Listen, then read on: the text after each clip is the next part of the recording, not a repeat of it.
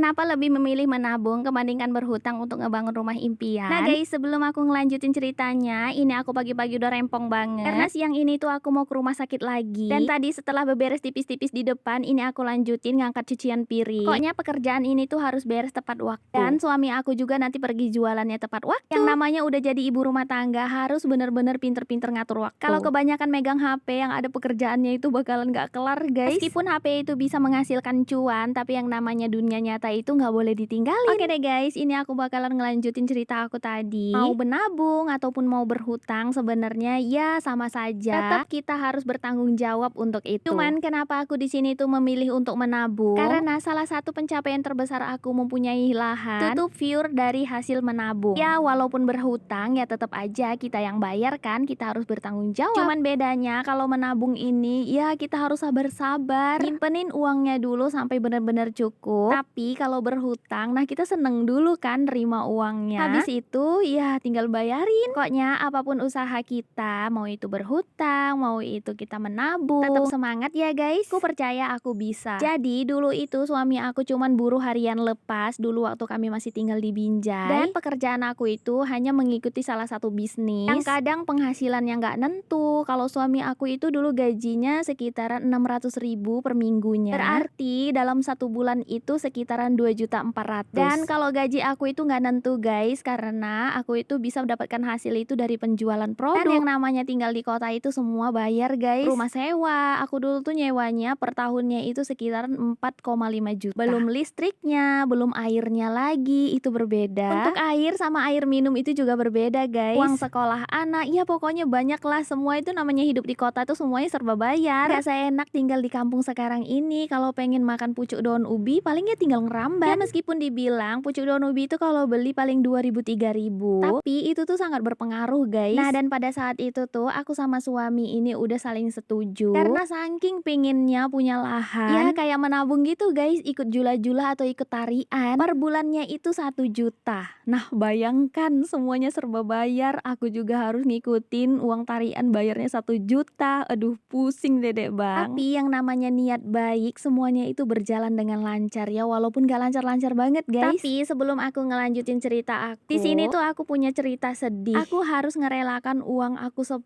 juta. Saking kepengennya punya tanah tadi ya kan, ya itulah saking gobloknya jadinya ya kan. Akhirnya ya kayak ditipu. Ya akhirnya dari situ tuh aku sama suami kayak udah nggak semangat, makanya pindah ke kampung. Tapi guys kayaknya kalau aku ceritain di sini tuh durasinya kurang. Karena ini juga udah di penghujung video. Kayaknya nanti aku bikin part 2-nya ya. Makasih yang udah pada nonton.